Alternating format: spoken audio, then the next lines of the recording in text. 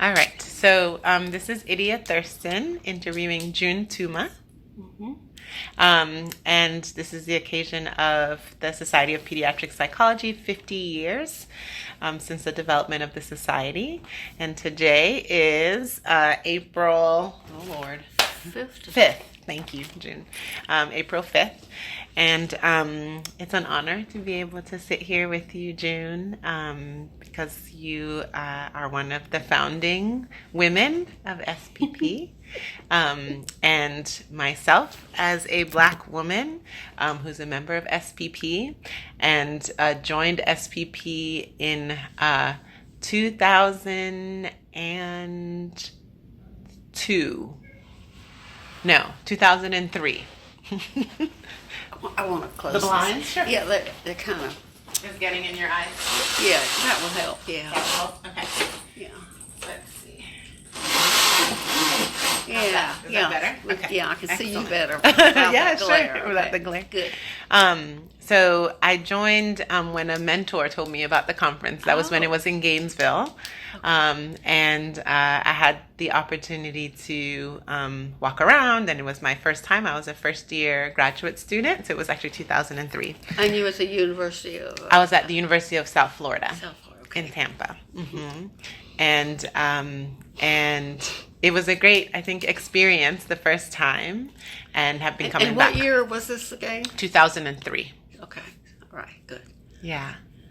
And so, and now, what is that? We're in 2019, so 16 years, I guess. 16 years, yes. Yeah. Later, I am a board member, which feels crazy. And I think I just enjoyed the society so much. They're like friends and people. It's become like family. So for me to be able to do this interview and hear about your experience in the society as a past president, as a past member at large, and my role in the society is member at large for student trainee development. It's just to hear about what your experience was like and hear your stories about what Society of Pediatric Psychology was like 50 years ago. Good. Okay. It's hard to believe 50 years has passed. Yeah. So, it's so different. Yeah. Yeah. Okay, so are you going to ask me questions? Sure. That might be good to guide where we go.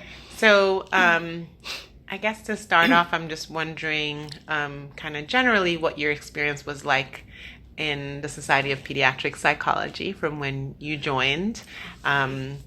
What was it like being a member of the Society of Pediatric Psychology and one of the founding folks of the society? Well, okay. I guess the best way to describe it is, and it influenced me a lot because the way I got into it was because my field was clinical child psychology, and I was affiliated with clinical child psychology. This is where I met a lot of the people, and there was an overlap who were involved with the clinical child. It was a division of Division 12, it was a Section 1 of Division 12, which was the, what do they call it? Clinical Society Psychology? of Clinical Child Psychology, Section 1. And so then the people that were involved were the same people that were involved in SPP, and that became a section, I think it was Section 4 of Division 12. And it was, people keep telling me it was very small, and there were just a handful of people, but there was Kellen Schroeder, there was Dee Willis, and Don Ruth, and Gary Messenball, all these people that are really old and that you have on your list. And so they started meeting and it was very small but very intense, and of course all the energy that you see today was encapsulated with these people. Now, that primary for me was not pediatric psychology, but the people that were involved with clinical child, and there is a lot of overlap and a lot of different things that I could say are very similar. And so I was the editor of the Journal of Clinical Child Psychology at the time. And then somehow or another, I was elected to be the president. But it was like I say, it wasn't my primary interest, but it was certainly interesting to me, and I could endorse all the things that were important there. And in my own experience, I was in Galveston, Texas, with the University of Texas Medical Branch, and I was the chief psychologist of the department. It was a division of child psychiatry in the Department of Psychiatry, and we trained all kinds of people. I started a postdoctoral program there in clinical child, which I had done one in California, and I thought it really advanced my career, and I loved the experience, so I started one there, and I expanded the internship program and the postdoctoral program in Galveston to be less inbred, because they took 9 interns. They all came from the University of Houston. There was some kind of arrangement between this Department of Psychiatry, and Department of Psychology within Psychiatry, to get students from the University of Houston, which I thought was horrible. So I did all I could and got them to expand that, and then they put out a national call for interns and a national call for postdoctoral fellows. So then that program grew. Is it cutting out when it does that? Nope, it's recording. I'm just making sure. Okay, just making sure. Okay, so anyway, that was where I was professionally, getting people, I had done my preliminary work, I guess, or training, and I was in Galveston, and I stayed there 10 years and did that. So in the meantime, while I was there, Dee Willis was one of the first, she was the second editor of the Journal of Clinical Child, and then when she was getting at the end of her term, I was associate editor of that, and she asked me to take that on. So at the same time, I guess that I was involved in pediatric psychology. So anyway, but I was on the board, and I was on a training board. My other interest, of course, was training, and that's why I put on the Hilton Head Conference. It was on training clinical child psychology, and even in pediatric psychology, my deal was that I did not like people who were not trained enough in the various issues and techniques and so forth of treating children. Because I saw people who were trained in adult psychology, for example, saying they could treat children, and they could even go out and have private practice and see children. I said, well, what are you doing? And there were variations on that too, in different professions trying to do the work of that. And I thought that there were certain basic things that a person who treats children should be trained in. Yeah. And so that was my big deal, the training. That was always my training.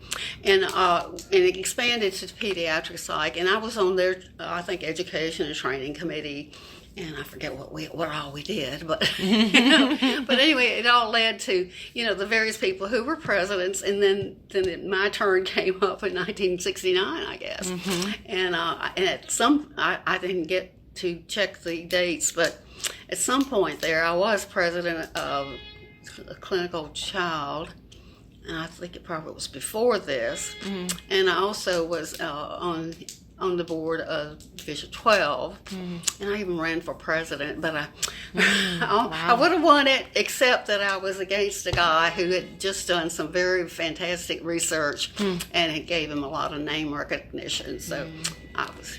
And then after that, I didn't run, but I was on a lot of the committees there, and I think I saved the continuing education for Division 12. They were about to dump it, and they asked me to do it one last time, Well, they asked me really to be the program chair, and I did for Division 12. I said, oh gosh, I don't think I could handle it. All these things coming in, and I knew that the continuing education needed to be filled. I said I'd rather do the continuing education, so I took that on, I found out that it was in disarray.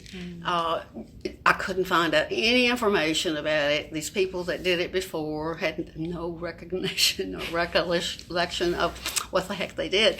And so I said, this is not good. So I had to, figure out what to do from scratch because I couldn't find anything. There was Division 12, well, APA had some kind of information about it, for their continuing education programs. But it wasn't enough. So I just went through and I established how to do it, how to get the people, how to get the programs. And of course, the thinking then was that if you had the convention in Washington, D.C., for example, you would send out notices about, around there, a few states, this is where the people would come, they thought. I said, you got to get Hawaii and California. People want to come for vacations or whatever. You want to spread out the word all over. You don't want to be restricted like that. So we did it that way. That was one part of it where we got a lot of people to come.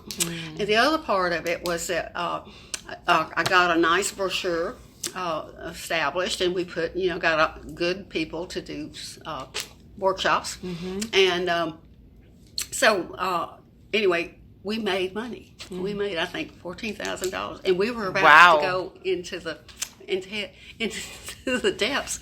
So the treasurer, I remember, I was reporting on it at the meeting, and I told him how much money I made. He says, "You lost that much money?" I said, "No." I said, "We made that much money." Yeah. So he was impressed. Wow. So anyway, so I turned it over to another guy that day, and then it did okay, but it didn't do as well as I did. So they asked me to do it again. And I said, well, I'll only do it again if you will agree to have some kind of a manual that I can devise and press on, and you can pass that on and get the chairs to always follow those directions. It's kind of like plug it in. Yeah, plug and play. why reinvent the wheel? And some people reinvented it very badly, obviously, because they were losing money. This is the money maker. This is the way you do it. This is what kind of advertisement you do, and this is the way you get people to, and you just the way you evaluate the program to decide which ones you want to do and establish which issues are prominent and so forth. So they agreed to do that, and I did it, and we made even more money. And I think, I followed it for a few years, and I think that as it went on, they made a lot of money, and it was a paying proposition, whereas before they were about to lose it. So anyway, that's an impressive legacy. Just thinking about and I don't even know. I retired in '93, and I haven't really followed what's going on with psychology. And my interests are in fine arts and painting and gardening, and I was volunteering a lot of time for the organizations that did that kind of stuff. That's so awesome. So this is this. So it leads up to this experience where it's real overwhelming because the people. I said, my gosh, this is huge. Yeah. Whereas we had very small gatherings, and most people knew each other, and the whole thing. I think that has continued. It's always been a very close and supportive group, very fine people, and I guess that's why I've been involved with so many aspects of it during the time. And some of those people are still here. Look at what Carolyn Schroeder is doing, and Dee Willis, and they're still involved. I put it up in '93. I said, well, I'll shelf that. But it is impressive, and when I think about it, and I'm right now, since I'm so old, I'll be 85 in June. Oh, really? Yeah. Wow, you did that. That's but incredible. Anyway, I'm trying to go through all my junk, and one of the things is paper. You have all your manuscripts, you have all your reprints, you have all this stuff, and I don't know what to do with them. I said, who in the hell would want it after I die? And not my nieces and nephews. I have no kids, but I have a lot of nieces and nephews and so people like that. I said, no one wants this. What do I do? Like, toss them? So I'm going through all these things, but looking at it, it does remind me of some things, the manuscripts and everything. And like I said, I ran into a box of the Hilton Head Conference proceedings, and I said, I ought to do something. And I asked Dia about it. She needed a copy, and I was going to bring her one. I forgot the darn thing. But anyway, some of the others, I don't know. So anyway, so the conference is very, like I said, big, surprisingly, and but I see that the energy is amazing, and I think that they had that meeting this morning. I don't know if you were there, for the editors of the journal. They were talking about the issues and so forth. And, some of them are continuing, some are new, and it's kind of nice to see how things evolve over time, reflected by what is being printed and what people are writing about and researching. And, I think it's, one of the things you want to know, where is it going to go? I think it's just going to go up to the sky. Yeah. So it sounds like you see a positive trajectory. Oh, well, yeah. It's very, very positive. I mean, it's almost unbelievably positive. And it makes me think, what else is happening with APA? I haven't kept up with it. Yeah. Is the journal, is the division of, I guess they're a division now. Yeah. Clinical Child. And even this is a division now. So, how do they compare? Is that growing as fast as pediatric psychology, or is it more stagnant? I don't know. Right. It depends on what kind of people are involved with it. Did they continue to get good superstars like you, or did they kind of let the ball fall? Yeah.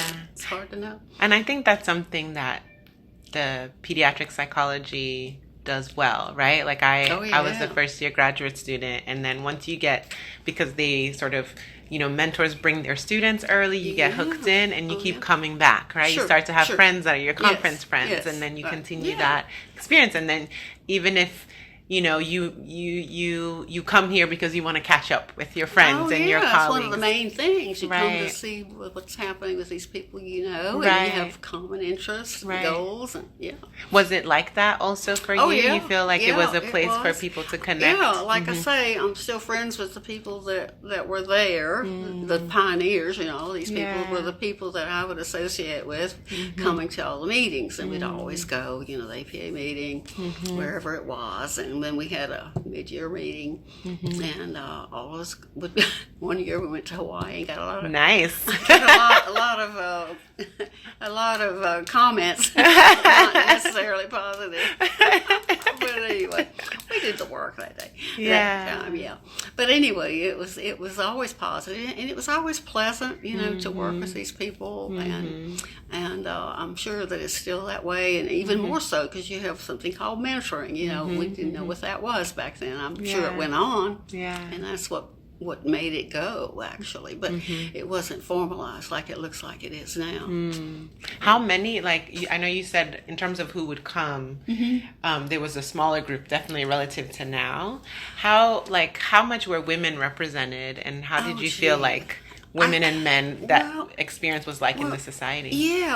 Well, it seems to me like, I didn't count or have any kind of statistics or anything, but my impression is that it was kind of even. We had a lot of women, we had a lot of men who were involved, Like if you look at the list of the presidents or even the editors, I think that went up this morning where it looked like it was a lot of men, and at first, and then there were women, that kind of was consecutive. So I don't know whether it evened out or not. There were two rows that I looked at, I think. I don't know. It seemed like the bottom one was more men. I don't know. It seemed like it was kind of even. And then I'm not sure.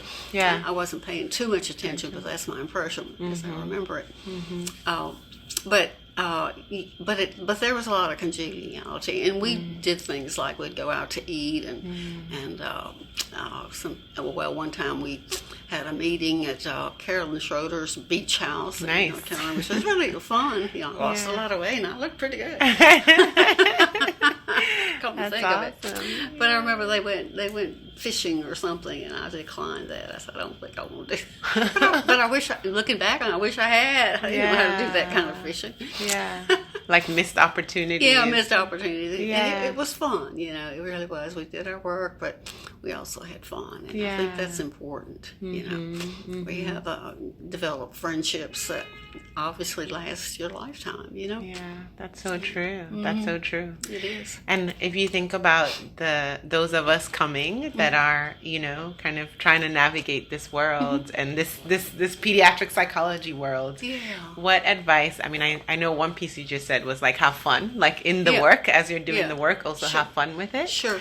Are there other pieces of advice you have for the new students, people like me who are early career faculty and students who are coming up? What kind of advice do you have for us? Well, it sounds like a good thing would be to develop that mentoring. I think that's great. And then you with your students probably you do a lot of that too, and that will be important. But keeping up with an organization like this, I think keeps you current in terms of where you are. If you just sit at home and you get the journal, well, you don't know any of those people, or whatever. You read it, but it doesn't come alive. But when you meet the people who maybe are in that, and then you get involved with maybe the editorial staff or whatever your interest is in some of these committees and everything, I think that all those committees and everything help you to see it in a different way than just being a member. For example, if you just joined and you read the journal and that kind of thing, you didn't come to meetings, you weren't involved with the organization, even on the board or one of the committees, training committee or whatever one you like. Right. And I think those interests, you get really involved with it, and it makes things more interesting to you. Plus you can get in there and get ideas, and maybe you can develop something, or you can get whatever research or just ideas that you throw out. Maybe save the continuing education program. Yes, that's a great legacy to live up to. That's an incredible legacy to live up to. I was so happy I did it. I was afraid I'd lose money too, I didn't know how it was going to go. But I've tried to think through in terms of what sounds logically that would help it, that would really make it work. And like that thing about doing only a little number of states. No. Go it out. Print a few more things, mail them out. And I think, June, that really requires like visionary thinking, right? I think so. Yeah. Like you're thinking beyond sort of the immediate and really thinking big. Yeah. And what like drove you to think big? Like what gave you that idea, or what inspired you to think? I think I'm basically a problem solver, and that seemed to be a big problem, and they were about to drop the program, and I kind of thought that was sad. This was a good way to get focused kind of workshops that you needed, rather than what APA does. It's kind of global. Right. You want something that has to do with, in this case, clinical work, and like if it were pediatric psychology, it would be the pediatric perspective of things. So I said, I just said, well, that's a problem if we lose it. So how, and then when I found that I couldn't get any information about it, and it looked like no one knew how to do it, I said, okay, well, let me sit down and think it through, and problem solve. Okay, if I do it this way, what will happen? If I do it that way, what will happen? And obviously I had to do something different because that wasn't working, whatever that was, So it's a way of thinking, and, I guess visionary, I'm not sure, was I thinking about 20 years from now, 50 years from now? I don't know. I don't think that, but just at the moment, how can we make it work? How can we make it be successful? And so that's kind of what it was all about. Yeah, but you're underselling yourself, because clearly you did an incredible turnaround. To go from loss to gain is not an easy turnaround. Yeah, and I didn't know it would work, but I knew what they were doing was not working, and it wasn't even clear what they were doing, because no one had any records. No one seemed to care. I mean, he was the guy. You don't even know who he was the chair of it. Right. He was supposed to be doing some good work, making it work, but it seemed like he didn't get involved with it. That's the way I thought about it. So I over involve myself in anything I do. I just go at it, try to figure out how things go. If you go this way and that way, and overdo it, and then cut back to the point where I think it does go. That's kind of what I do with everything. I expand, and then I contract. And hopefully get the the good parts of it. Right. So it sounds like what I'm hearing you say is like a good researcher, collect the data, Oh, well, yeah. right? You collected data Sure. to say like let's document what's happening and what we're Right, doing, right. and then using that data to sort of create something, try something out, like do a hypothesis and see what happens, Right. That's and it was kind of successful. An approach. Yeah, it's kind of an experimental approach. Yeah. You That's neat. look at what's around and figure out what variables will be pertinent to what you want to find out. So yeah, and that's what I did. Yeah, That's awesome. The other thing that stuck out to me as you were talking was about the value of child experience, and I think in my training, I was trained as a child, like child and adolescent psychology, before I sort of started to get pediatric psychology training I think later that's on. a good logical way. Yeah, and I wondered your thoughts about that in terms of the field as we move forward. Do you think it's still important to have like a really strong child background and then build pediatric, or do you think that's not really as necessary? Okay, I do think that way, and that's the way it was in terms of as it developed, because pediatric psychology developed out of the clinical child, those people that were involved here, but they were focusing their interest on the pediatric part of it, but it started out with a child. I mean, you have to learn to work with a child because that's the basic thing there. They're children. And then what part of the children you're looking at, or what part of the problem is still in that child. So you have to know how to get that child. So you have to get good training as to what's going on with the subject of your population, and that is, this is a kid, it's not an adult. You have certain things you do with kids, you have certain things you do with adults, and not the other way around. And develop your techniques that are, or if they're already there, study them and learn them. That's the basis of education and research. And and that's what the Hilton Head Conference was all about. And we came up with a list of, I don't know, 10 or so, I forget what, of all the things that if you work with children, these are the courses you need to take. And then we went to experience it. I should have read that thing before I came. I should have brought it. Could have looked at it. Well, maybe we can get a copy scanned and put it on the website. I think that would be really great to have that historical experience. Copy, sure. Yeah, that would be amazing. The other thing that occurs to me about that, what is it? Okay, innovative thinking. Okay, the conferences usually have proceedings published, right? And my experience, and I was editor at the time of a journal, and I was aware of some of the problems that an editor has, and I was involved with other things where people would promise to print something, write something, and print it. Okay, so the conference was we had it approved by APA, but it was not funded. So that didn't stop me. I said, okay, we're going to have it anyway. They don't fund us. We don't have the money, but they proved it, and it's a good plan. So I said, well, started talking to people, and decided that we would have the conference, and people would pay their own way. I mean, universities pay anyway. Right. So why not do it? What do we need? We needed some money for certain overhead things, but not much, The printing, I had a cheap printer in Baton Rouge. It was wonderful. And I knew I could do the proceedings. And so it wasn't my idea, and I was trying to think of who that guy was. He was a famous person. I think he was from North Carolina or Memphis. I forget, somewhere around there. But anyway, he was on the committee trying to plan this thing. And his idea was great. He said, let's make sure that these people that want to come to the conference have a developed publication.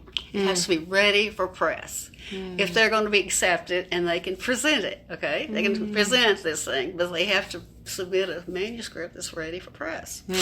So it was wonderful. They gave their thing, 50 of them, and we could go to press the next day because they were ready. In fact, I guess I could have done it beforehand. I didn't think about that. But they were ready for publication. It was so good, and I don't know how the guy came up with that idea, but it was wonderful. And I've had experience with trying to pull people. It's about a year to get those things. To get things out. And sometimes you couldn't get them. Yeah. So anyway, it was a wonderful thing. It was a good conference. It was a wonderful thing. They let them go on the beach. We worked the hell out of them. And but I had my niece, who's an artist, to draw and paint a beach scene. It was an umbrella with two backside of two chairs. You know, you've seen that kind of thing. And it was watercolor, and I had the cover. It was a 12 by 11 by, what is it? 11 by 8 by 11. 8 by 11, something like that, the regular size. And it was a nice, slick cover, and there was your beach, buddy. Wow. There were some people that slipped out, and you know, it was in the summer, they came back red. Like, I know where you've been. You haven't been good. That's great. Amazing. Yeah. But anyway, yeah, I did find some copies that I didn't know I had, and I should have brought some. Yeah. Anyway, it was a good conference. That's awesome. And it was like your question was, should we have basic training? And that was all about. What basic stuff should a person know if they're going to work with kids? Yeah. Now it applies if you're a clinical child. It applies if you're a pediatric. It applies with anyone who works with kids in any regard. Yeah. So that's great. That's great. So hopefully that had some influence. Yeah, I mean, this is y'all's legacy, right? Here we are right. today, and continuing Right. on the things that you all started and established. So yeah, there's a lot to be done, and there is. we're just expanding and building on that now today. Absolutely. That's the way it should work. Right. You know? Right. What is it? What is that saying that genius stands on the shoulders of Others. what? Or... Others or whatever. It's a famous thing, and I can't even recite it. But that's the horrible idea. at saying so. Well, but that's the idea. You have people do stuff, and it takes a village, right? Instead of going down and reinvent the wheel. I heard Michael talking about that. He has the same ideas about other. What was it? The mentoring thing or something. But it's the same thing. You don't want to go down here. Yeah. It's already done. Just keep building, so we can make progress. Yeah, make progress. Don't do that stuff that's been done. Yeah, that's true. Yeah, that's so true. It's true of everything. Excellent. Well, thank you. I mean, those are the questions that I had. Is there anything else you want to add? I just want to give a space if there is. You know, I should have been thinking about this a long time ago. Dee first told me about this thing, I think in the fall sometime when it first came up. She said, think about it. So I said, okay. So I wasn't sure. And then it came up with when was it? When everybody started making reservations and everything. And then I got the email. Oh, we're registering you. Oh, you can come and stay with, I think Carol and I were going to room together. And everything. So anyway, I said, okay, I'll come, but I should have been preparing myself. And I did talk to Dee about that booklet. She wanted a copy. I think she lost hers or something. And I was going to bring her one. And they were sitting right there. It's so hard to have it on your mind, and then you don't have it with you here. And then when the reality was to get ready to come, I was worried about all my pills and getting those organized, all my clothes. And what am I going to bring? And I didn't get to the point of, what else do I need to bring beyond that, right? I didn't think about other things. Yeah. Well, I bet there's a way. Maybe we can find a way to have it scanned it's about 20 pages. 20, I don't know how many it is. It's 50, might be 50 pages, 50 people. Yeah. I don't even remember. It's thick. That thick. Wow. I can mail it to you. Or what do you think you want to do? Yeah, I'll check with Karen when we walk down to see if there's because I think, as we were talking about before we started recording, some kind of SPP, museum or, library resource, I think would be so great. Because we could investigate that. Yeah, I think that would be really cool. Yeah, awesome. Let's do that. Yeah. Well, June, it was so lovely to speak with you today, and thank you for taking time during our 50th anniversary to walk us through what life was like at the beginning stages. Yeah, well, coming, kind of builds the light up again. Oh, let's see, it was exciting. The things that were quiescent, for many years, build a little flame under it. Yeah. And I hope we have done the legacy that you all hoped we would do well. I hope we've kept it to what you all thought it would be like. Yeah, I think you've done a good job. Yeah, awesome. All right.